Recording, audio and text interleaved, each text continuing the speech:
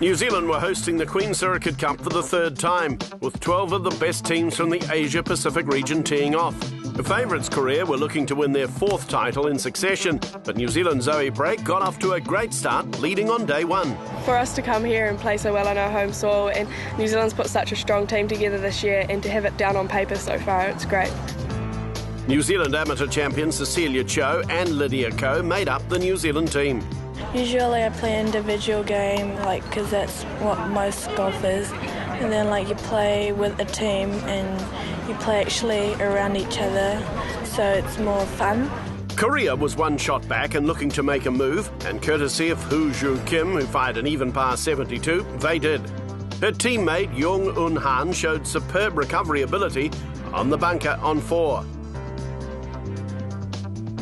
Hoo-Joo Kim kept the Koreans heading in the right direction with a long putt for birdie, this one on the 6th.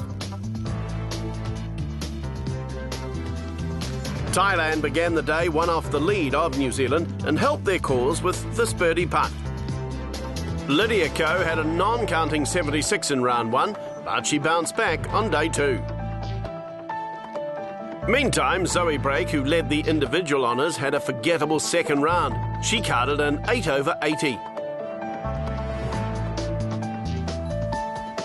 Cecilia Cho, who had an even par 72 on day 1, came to the fore to help the Kiwi cause. She hit this superb approach shot to the 6th, the Kiwis looking to remain out in front of rivals Korea, Thailand and Australia. And Cho would make birdie. Singaporean Joey Po Swee Leng also made a long putt for birdie on the 6th. There was a high standard of golf on display. The 12-year-old Lydia Ko hanging in there, chipping close here on number 6. Up at 18, Hoo-Joo Kim tapped in for a 69, getting Korea firmly back in contention for their 4th title in as many years. Meantime, Jarapom Na Ayutthaya helped Thailand to 4th place, heading into the final round.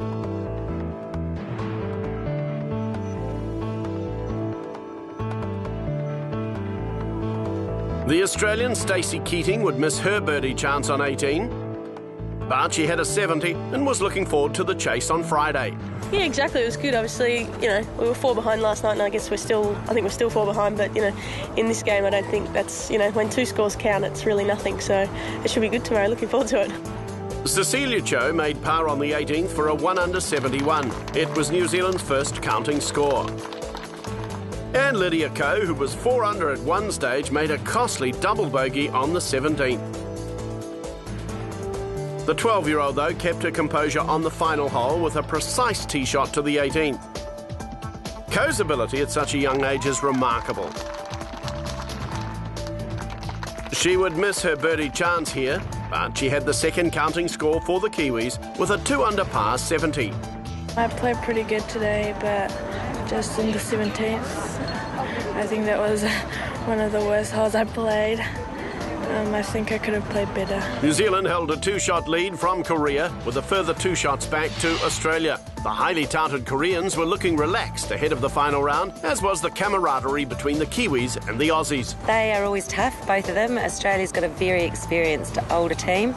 Korea comes out with a new team just about every year that are outstanding golfers. They both dropped shots coming home as we did, so I think that whoever wants it the most might get there in the end. The Koreans were straight into their work in the final round. Jung Eun Han hitting a perfect approach shot into the opening hole, setting the tone. Alongside of those, Zoe Brake continued to struggle. She made a bogey on hole 1. Han made a birdie on the 1st, so the momentum with Korea.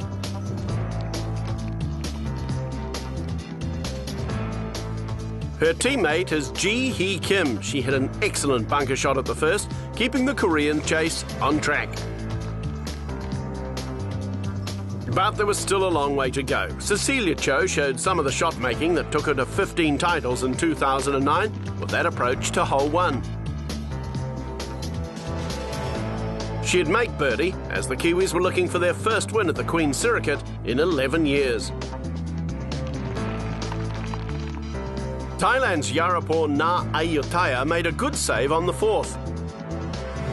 And then shortly after, Yupapom Kawan had this for eagle. It would miss, but it provided an easy tap-in birdie, Thailand remaining in fourth place.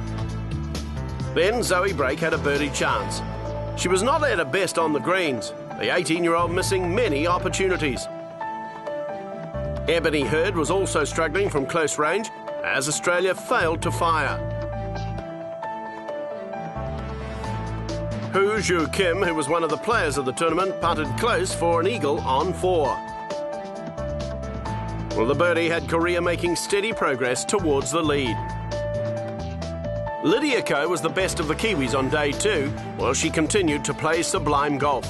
She hit this approach shot to the par 4 6th, leading the Kiwi effort. Ko would make this birdie putt, keep the chances of a New Zealand win alive. But anything the Kiwis could do, the pint-sized Korean would match. Hu Ju Kim kept her remarkable round going with this approach to 6. And check out the read on this putt. The Koreans negotiating the St Andrews greens with ease. Kim was well supported by her teammate Jung Eun Han, who chipped close here on 9 to set up another birdie. Stacey Keating kept the Australian team in the hunt. She had a 70 in round 2 and made a birdie here on 9. Lydia Ko kept progressing. She made an approach shot to 9 as she moved to 4 under for the day. Ko clearly the best of the Kiwis on day 3. Hu Ju Kim added another birdie on 9, making the tricky St Andrews course look like child's play. Aussie Stacey Keating adding another birdie on 11. And moments later, it was New Zealand's Lydia Ko dropping a shot to move back to 3 under par.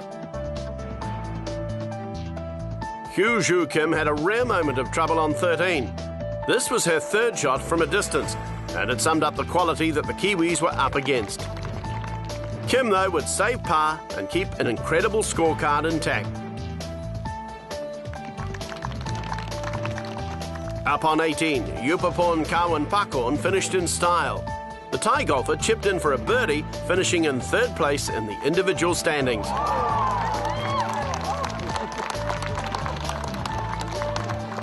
Zoe Brake then missed this birdie opportunity on 18, and it summed up her final round. She had another 80.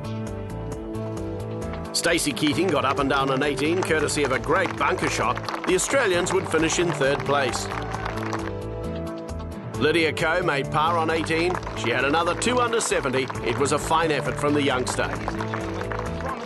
But no one could catch Korea. They were led by the brilliant 16-year-old prospect Hu Ju Kim. She shot a superb 7 under par 65 to help Korea win by 7 shots from New Zealand. It was their 4th straight victory in the Queen Sirikit Cup and their 6th in 8 years. The Korean junior champion claimed the individual honours for the tournament on a 10 under 206. She was backed up with a 1 under par 71 from Jung Eun Han to secure the title. So Korea, the overwhelming dominant force in amateur golf in the Asia-Pacific region. Ladies and gentlemen, Korea.